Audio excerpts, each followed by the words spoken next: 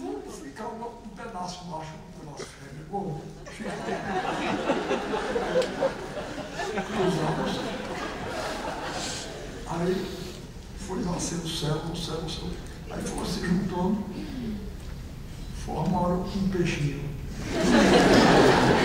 Aí o peixinho saiu na bola. De repente, um peixe ficou com as barbatanas maiores e subiu e virou pássaro. Tá daí chegando em Beethoven na nona sinfonia.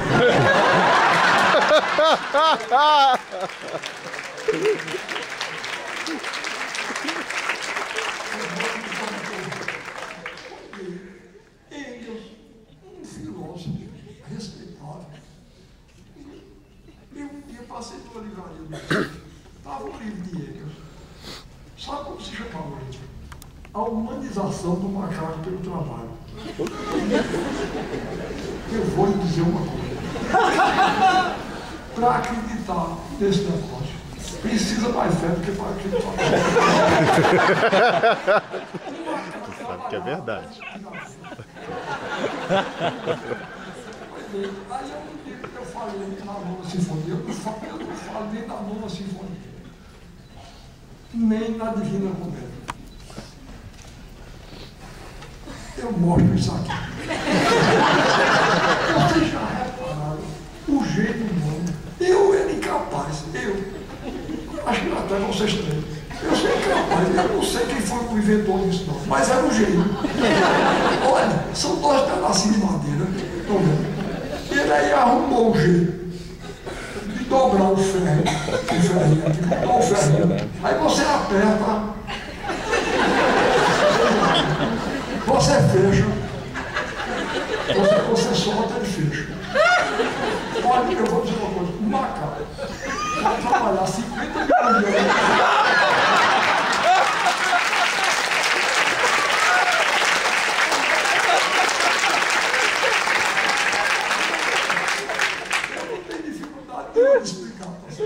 Para mim, foi Deus que criou as moléculas, foi Deus que criou a célula, foi Deus que criou o primeiro casal de gente, foi Deus que fez, e o segundo e o terceiro, e é ele ainda hoje.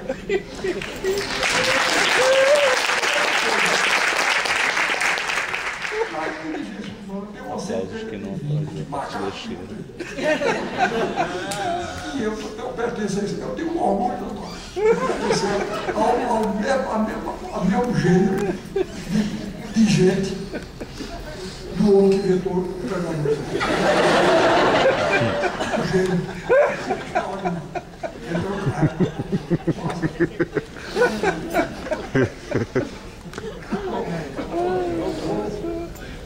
Isso aí sou eu na janela da minha casa.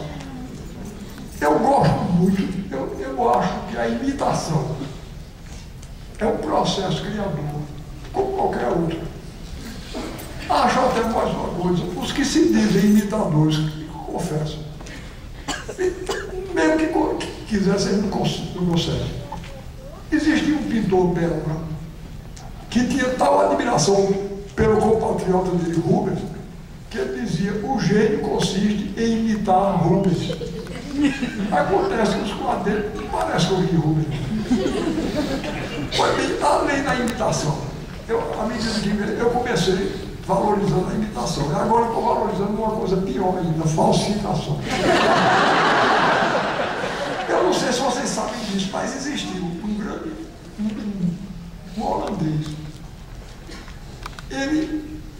Ele falsificava Vernier de Delft, que é um grande pintor holandês no século XVII. E ele vendia aos nazistas. Goering, o auxiliar de Hitler, comandante da aviação alemã, era colecionador de arte. Ele vendeu, não sei quantos vermelhos, a Goering. E era testada por especialistas. Engraçado, depois que se descobriu que era uma falsificação, dois retiraram, mas o terceiro continuou dizendo, é nada, isso é vermelho. E ele, quando ele foi preso depois da guerra, porque foi acusado de estar roubando o patrimônio da Bélgica e da Holanda, para dar aos nazistas. Aí quando ele se viu ameaçado de forca, ele disse, espera aí, eu sou criminoso, mas eu não sou antipatriota, não, eu não sou traidor, não. Eu sou ladrão. Eu falsifiquei, isso é falsificado. Aí prenderam ele, no enforcador. Ele disse, me arranje de que ele era um falsificador emérito. Ele comprava telas do século XVII, tela barata, de pintura gris.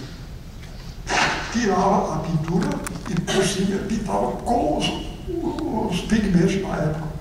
Pintava o vermelho e vendia aquele. Pois bem, aí ele disse, me traga o meu material que eu vou pintar um aqui. Mas antes de concluir o quadro, ele morreu. Pois bem, hoje ele é estudado na história da pintura. Não como Delft, mas como ele teve. Porque é diferente. Eu não sei se é porque eu já sabia quando eu olho os quadros dele, no máximo tinha alguma influência de Delft, mas eu acho diferente. Então, eu gosto muito da pintura rupestre, como eu disse, mas eu não tinha. Eu fiquei.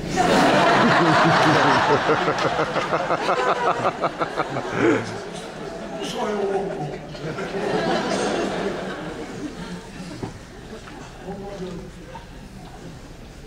Bom, eu falei da importância de Minas e vejam aí, desde que eu li a frase do Dr. Seu, né, do Nordeste para Minas corre um eixo que não por acaso segue o curso do São Francisco, o Rio da Unidade Nacional.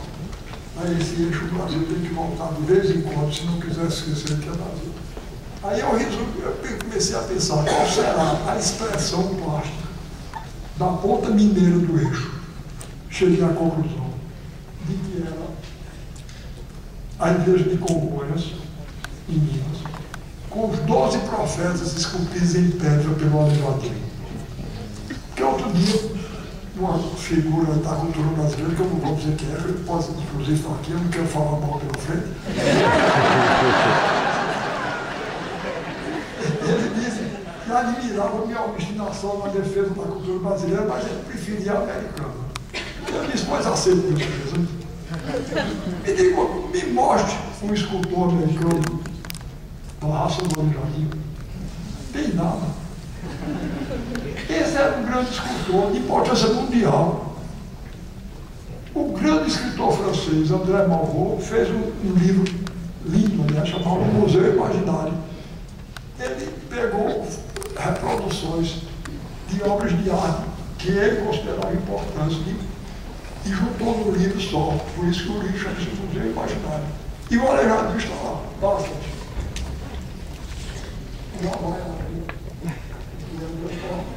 Olha que beleza. Não tenho mais inveja da França por causa de Rodolfo, não.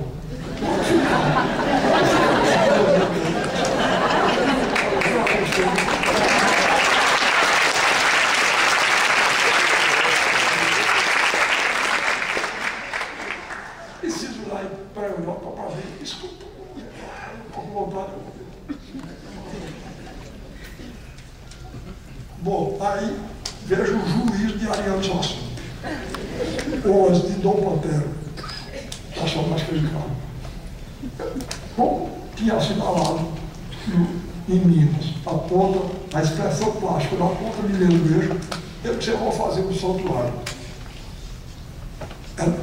Eu nasci na Paraíba e adotado como filho de Pernambuco, fiz na divisa dos dois, daquele lugar que eu dizia para o meu filho, você é o primeiro. Aí, repara no início, o pobre governador Eduardo Grãos, ele me cara, eu quero fazer um, expliquei aí. Ele, pois bem, é lá no meio do tempo. Doidíssimo a festa grande. Não é? No meio do tempo, eu lançou no nome de um grande escultor, infelizmente já não é mais vivo, Arnaldo Barbosa, escultor popular. Vocês vejam o que é o povo brasileiro. Eu sei que eu estou falando demais, vai trocar já. Arnaldo, vejam, ele teve uma oportunidade Por um acaso, eu, aliás, não acredito em acaso, não. Acaso é o nome que os ateus dão para a providência divina. Ele aí, ele começou a namorar com a mocinha que ajudava a minha mulher a tomar conta do vermelho.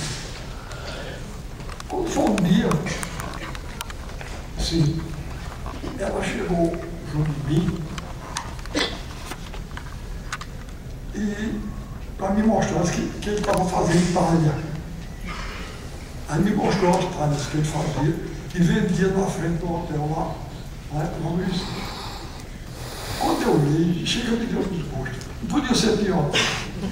Era uma jangada, um coqueiro e uma meia-lua assim. Pintado de verde e branco, além da cor da madeira. Aí eu tenho uma desculpa lá qualquer, ela quando foi depois, ela chegou e disse que Arnaldo estava pretendendo um emprego, estava querendo trabalhar, e que ela me pediu uma recomendação. Aí eu dei. Eu tinha um amigo que era dono de uma fábrica de tecido, eu mandei o pedido para ele botar, ele empregou Arnaldo na fábrica. Com 3 meses, Arnaldo tomou um porre, quebrou o armário, fez uma desordem. Aí meu amigo me chamou, Ariel, você não vai comer nada, fez uma desordem, mas quebrou. E eu vou tirar ele. Ele tirou. Alguns dias depois, ela chegou junto de mim e disse: Arnaldo está procurando emprego e está pretendendo trabalhar numa firma de vigilância. Precisa de uma carta de recomendação. Você vai e dou. Senhor diretor da empresa de vigilância. Aí vai meu amigo Arnaldo Barbosa, grande figura, nunca bebeu,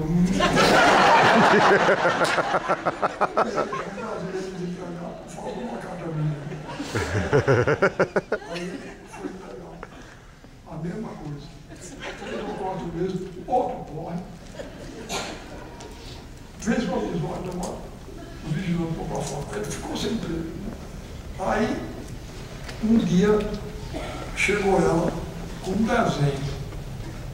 Ele tinha feito um desenho, ele tinha assistido um filme horroroso chamado Sansão e Dalila.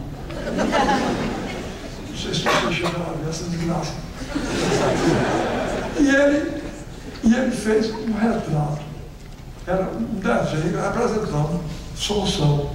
Só faltava um S aqui para ser um super-homem. Sansão, o músculo aqui encostava na mão.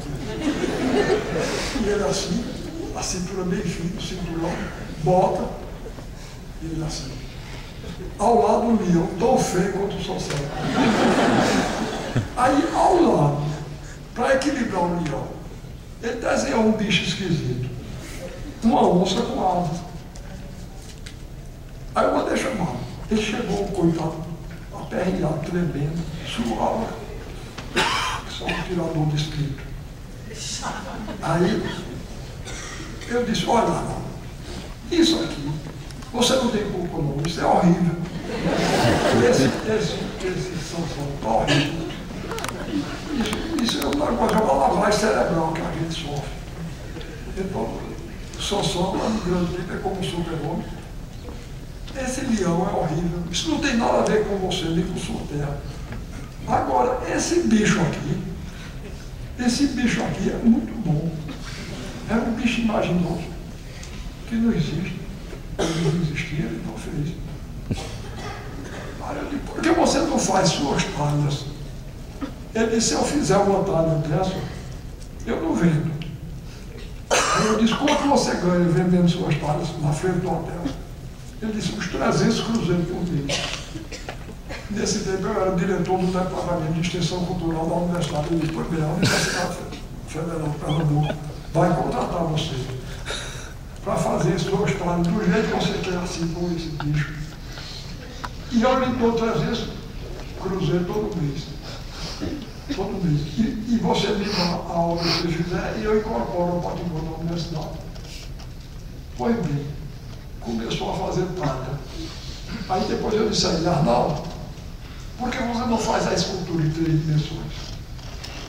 Ele começou a fazer a escultura em 3 dimensões.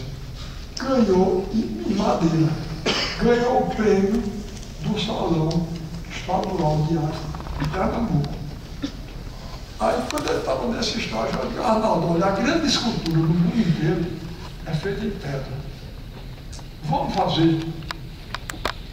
Ele disse: vamos. Topou. No fim da vida, ele já não tolerava fazer, mas ele só gostava de trabalhar em pedra.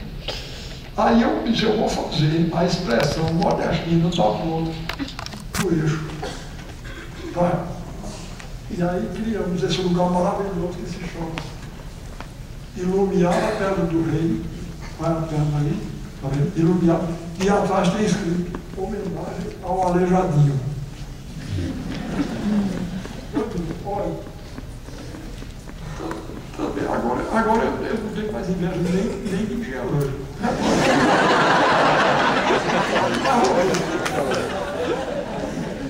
E que escultura imaginosa! Isso é cada escultura dessa em granito, tem 3,5 metros de altura. Olha a diferença da altura para Deus. Como é que vai ter isso de altura? Olha a diferença de altura. Olha a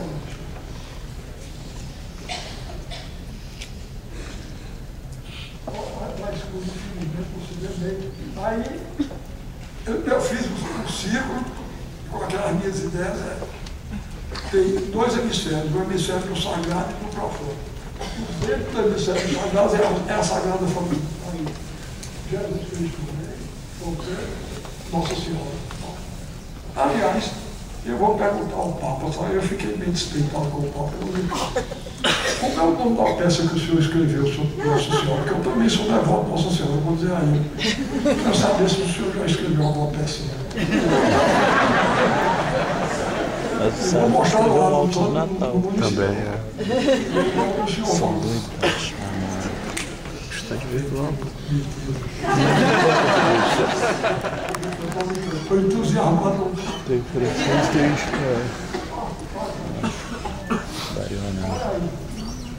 É esse ambiente aí, um ambiente mágico, selvagem, maravilhoso. Olha aí, eu vesti de Dom Botelho do Espírito Santo, imperador, de medalhão e tudo, estão vendo? E montado a cavalo. O meu Rocinante, que é o nome do cavalo do Oxóssi, chama-se Graciano. É um nome ligado à graça de Deus.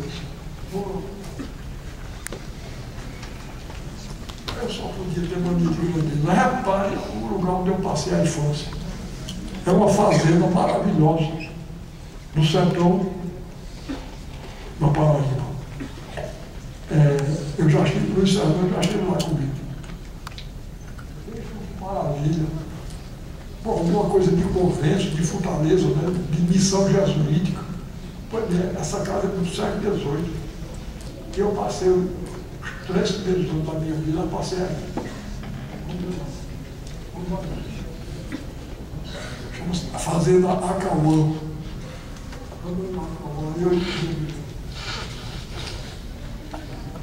Está chegando. É o próximo? Não. Olha aí, a minha casa em Itaperuá. Olha as cabrinhas lá. Tudo aí é POD.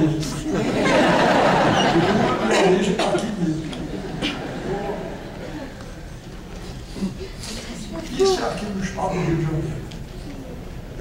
Eu trouxe aí para que vocês se orgulhem desse grande brasileiro que vocês têm aqui. Olha, se algum de vocês é parente de Oscar Niemeyer ou admirador, ele me perdoe, mas eu não aceito. Eu admiro muito Niemeyer, mas esse tipo de maior arquiteto brasileiro, ele pode ser o maior arquiteto suíço nascido no Brasil. Eu não brasileiro. Eu cheguei em Brasília, eu fui dar uma aula e um amigo meu que mora lá, ele disse: olha, não fale mal da arquitetura em Brasília. Eu falo. Aí eu disse a ele: olha, você me perdoe, eu sei que vocês. Mas essa cidade É uma cidade pálida. Uma arquitetura brasileira sem cor. Não é? Uma cidade pálida. Eu tive a impressão, quando a primeira vez que eu vi Brasília, eu tive a impressão que tinham feito um susto. A cidade, ela empalideceu. E nunca mais recuperou aquilo. Isso é maravilhoso.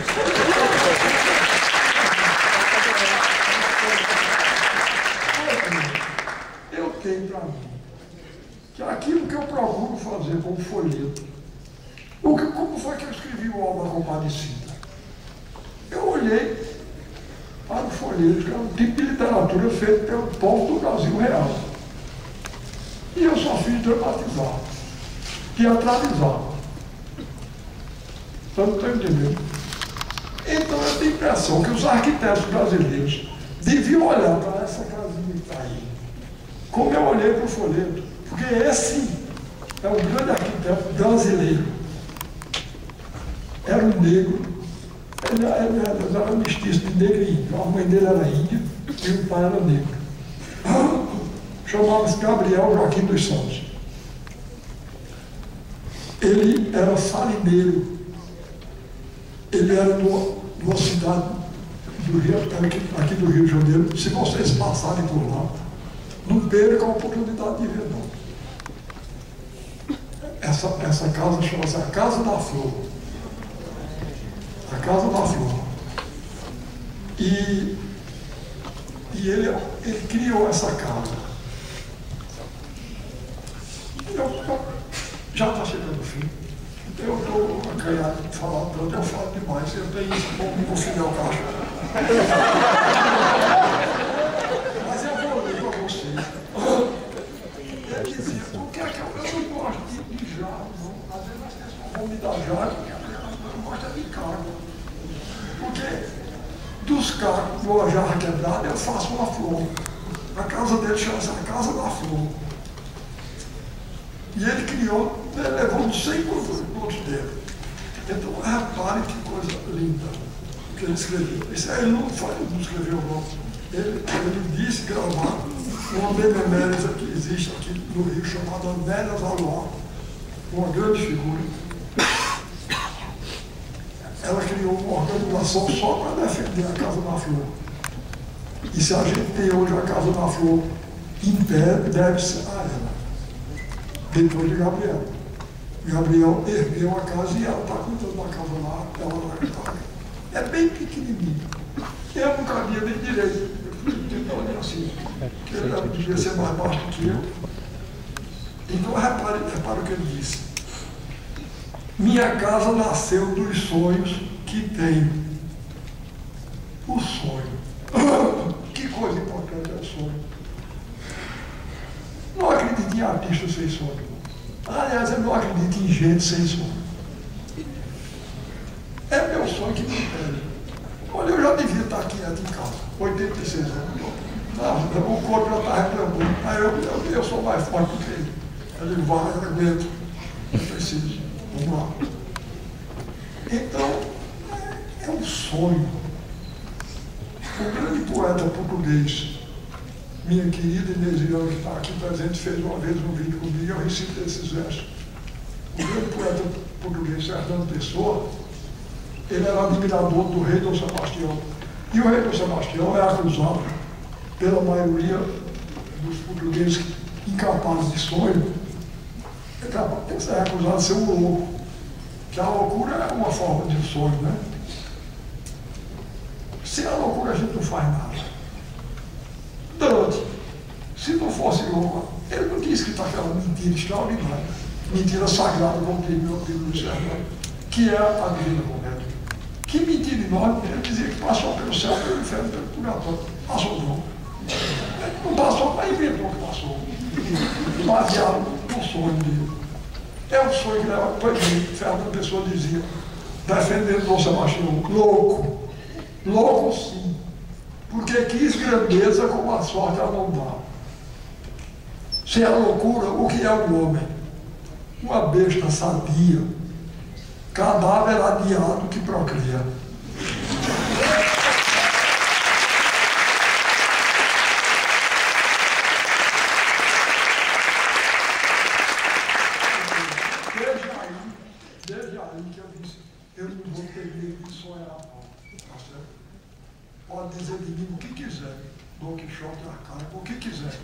Mas eu não sou uma besta sadia, nem sou um cadáver adiado que procria. Eu procriei, tem 6 filhos maravilhosos. E 15 netos, dos quais tem um aqui que se chama Ariano comigo. Então, minha casa nasceu dos sonhos que eu tenho. Uns já no sono, outros pouco antes de pegar no sono. Maravilha, é isso mesmo. O tempo, antes da gente pegar no sono, a gente não está mais acordado, mas ainda não está dormindo. E quando de manhã também. A gente não acordou ainda, mas não está mais dormindo. Dessas horas, vem ao juízo da gente, ou a falta de juízo, vem. Outro dia eu tive um sonho assim. Alguma coisa de dentro me soprou, que dizia: só o teu nome é que importa. Todos os outros são erros. Tu tens a chave na porta dos sonhos e pesadelos. Olha coisa linda. Se eu queria não. Fala de novo, Sassuna, fala de novo. Ei! Fala de novo, minha casa nasceu do sonho, fala de novo. Sim, foi. Minha casa nasceu dos sonhos que eu tenho. Uns já no sono, outros pouco antes de pegar no sono. Pensei em fazer ela do nada, mas cercada por um muro, feito de cacos, de potes, jarras, tijolos e telhas. Eu não sei se vocês conhecem, eu nunca fui lá não, porque eu nunca saí do Brasil, mas eu conheço. É um grande arquiteto catalão chamado Antônio Gaudí, que fez a igreja maravilhosa de Barcelona. Né? Pois bem, o nosso Gabriel Joaquim dos Santos, que nunca viu, parece, é o único arquiteto que eu vi, tem alguma coisa com ele. É Gaudí. O primeiro bordado que eu fiz nas paredes dela, o bordado é o contrário do nosso querido Niemeyer. Ele faz as paredes despidas. Não tem nenhuma escultura, nem pintura. Ele não gosta de cor, não. Ele quer que a arquitetura seja resultado pálido. Eu disse lá em Brasília, eu não pretendo morrer, não. Mas eu peço todo dia a Deus, de noite, quando eu vou dormir, eu peço, se eu tiver que morrer, que eu não morro em Brasília, não. Eu acho que o cemitério de Brasília é o mais desconfortável. A própria cidade é desconfortável. O primeiro bordado que eu vi nas paredes dela foi perto da minha cama, que também foi feita por mim. Mas antes mesmo de terminar a parte de dentro, comecei a embelezar a de fora. A inspiração continuava a vir do sonho. E hoje a Casa da Flor está pronta. É revestida de cacos de telha, de vidro, de potes, de pratos, de cerâmicas. É uma coisa forte. Flor de pedaço de pedra. Porque eu quero que ela fique aí, que nunca se desmanche. A chuva bate dela, lava, mas ela fica como é, uma sempre viva. As flores iam aparecendo nos meus sonhos e na minha imaginação. E eu ia fazendo cada uma delas com cacos de garrafa, de prato e de telhas. No meu quarto, separei por uma escada a cama do altar dos livros. Veja que coisa para o escritor. Ele chama a estante o altar dos livros. É isso mesmo, o livro é uma coisa sagrada. No meu quarto, separei por uma escada a cama do altar dos livros. A estante onde existe o retrato do presidente Getúlio Vargas. Fiz de tudo em minha vida.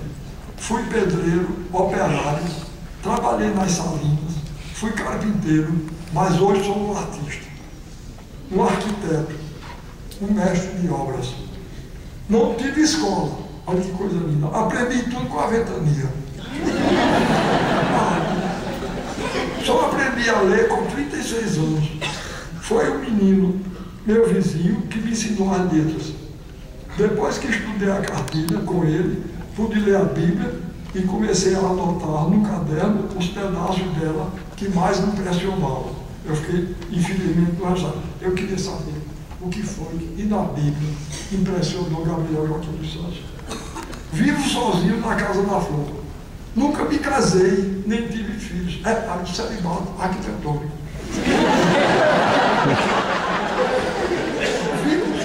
Ele é repare o que ele disse. Vivo sozinho na casa da flor. Nunca me casei, nem tive filhos. Se não fosse assim, eu não podia ter feito a casa. E a patente dela não podia ser de todo mundo como é. Quer dizer, ele fez a casa para...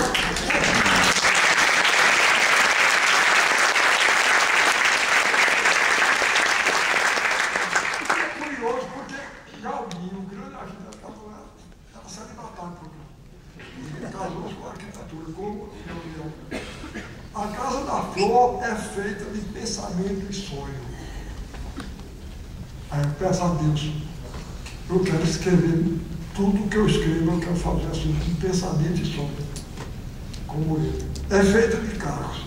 É cargo, mas é coisa de muita importância. Olha a convicção do artista. Não sei o que eu tenho com os cargos. Quebra-se um prato e eu fico contente quando me dão os cargos, porque depois eu transformo tudo numa flor. Fico tão satisfeito. Aí na minha vida tem um mistério que eu não posso compreender. Para que eu ia querer uma jarra nova? De jarra comprada eu não preciso. Isso não tem graça. Quero é os cargos. Porque nos cargos faço as coisas que os outros admiram. Aqui em Cabo Frio tem casa, ele mora em São Pedro da Aldeia, até o nome do município dele. Aqui em Cabo Frio tem casa, tem palacete, mas é tudo casa organizada. É a força da riqueza. Eu não sou tão dizer, mas é a força do povo do Brasil Oficial. É tudo força da riqueza. Mas na Casa da Flor, o que todo mundo vê é a força da pobreza no Brasil real. Casa organizada, desculpe. De noite, acendo a luz, me sento nesta cadeira e olho, vejo tudo prateado. Fico tão satisfeito, eu mesmo fiz, e eu mesmo fico satisfeito, vendo tudo quanto é carro transformado em beleza. Não é uma maravilha?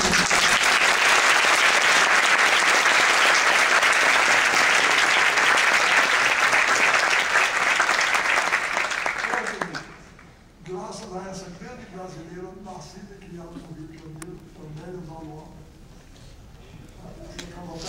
e eu fui lá, era um dia de chuva, aquele que está segurando ali o guarda-chuva para mim, é um sobrinho de Gabriel. Ele disse, pai, doutor, eu fiquei tão emocionado que chorei. Aí ele disse, o senhor mesmo como são as coisas. O meu tio, a gente pensava que ele era doido, ele me apoiou, ele botava em casa no lixo. E hoje tem gente aqui com pessoas que se emociona e chora. Vamos lá.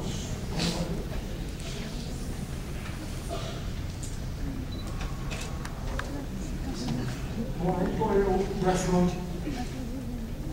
Isso aí é o jardim da minha casa. Essas esculturas que você está vendo, essa do centro é de Arnaldo Barroso. Mas as que estão de lado são de minha mulher dele. Eu vou falar agora. Olha, eu vou contar a vocês, está chegando no chão. Como eu encontrei essa mulher? Essa mulher, ela que me deu essas pedrinhas para mim. A primeira que ela me deu aí foi em 1948. Eu estava namorando com ela há um ano. Comecei a namorar com ela no dia 20 de agosto de 1947. Não acabou ainda, nem vai acabar.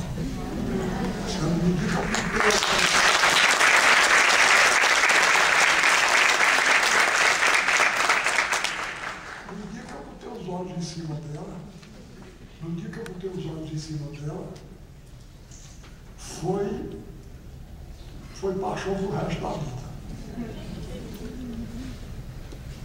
fico danado, às vezes diz assim, o jornalista voltou às vezes, Zélia para Ariana é a primeira namorada. A primeira namorada aqui é coisa muito mais importante. É minha mulher. Talvez Ariana, você, como todo arcaico, você é um possessivo, sou. Ninguém é de ninguém, ignora. Minha mulher, você não é minha de quem?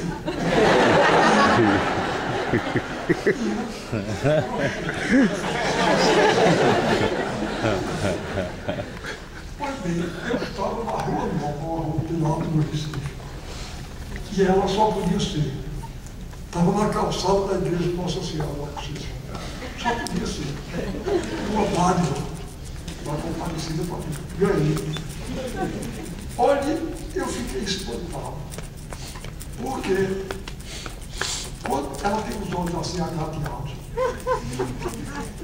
e dos olhos dela saiu uma chance, iluminou a rua toda. Eu fiquei encantado. E ela olhando para mim, graças a Deus ela tinha mau gosto. Eu ficasse encantado com ela, mas ela ficou comigo. Ela me olhava com um jeito. Eu disse, essa alma está querendo mais. Aí eu cheguei em casa e contei. Eu disse, eu hoje encontrei uma menina linda. Eu tinha 20 anos, ela tinha 16. Uma menina linda. E ela estava olhando para mim. Aí minha irmã Germana disse, deixa de ser pretencioso, que eu ainda bonito, eu ia orar para você. Quando foi uns dias depois, essa irmã minha chegou junto, Ariana, é verdade mesmo.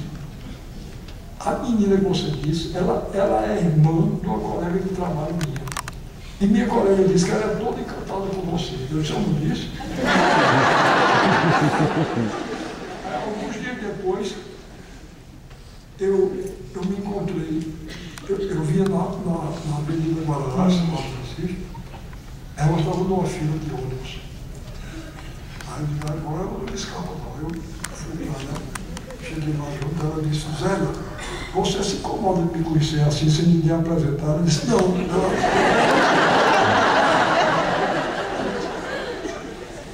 Alguns dias depois, ela me convidou para ir numa festa. Ela era uma tiradinha, não fez nada. Me convidou para ir numa festa.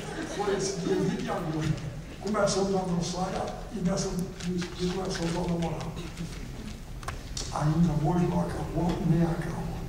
Foi paixão do resto da vida. E aí, recentemente, Alexandre organizou esse documentário que vocês acabam de ver sobre a missão. Se a gente ver esse retrato que vocês vão ver agora, essa foto que vocês vão ver, é importante que o retrato foi tirado sem eu ver e sem saber ver. E vocês vão ver, repare que dá para ver pelo retrato que somos dois velhos apaixonados ainda hoje. Passa aí.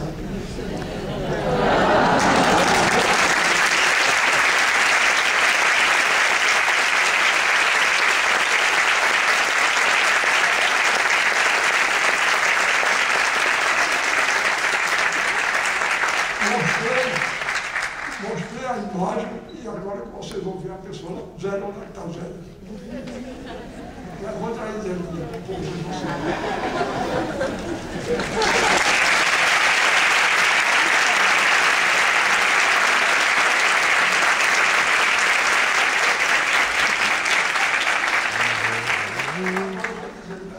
Toda mulher que chega ao poder de dois homens.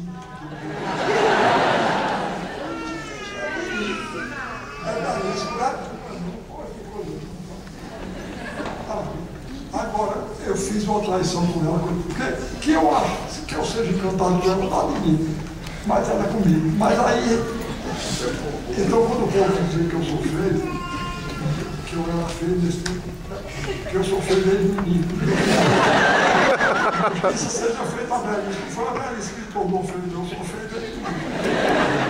Mas ela Aí o povo dizia que era feia, ela dizia, meu filho, ela nunca esperou, coitada, que eu fizesse uma traição dessa ela. Ela disse, meu filho, olha, fique tranquilo, você não é feio, não. Só tinha uma coisa que eu acharia feio em você, é se você fosse careca, você não é. Aí eu fiquei. Ela dava resolvendo, ela disse, não é esse tipo de careca que eu acho feio, não, é outro, esse aí eu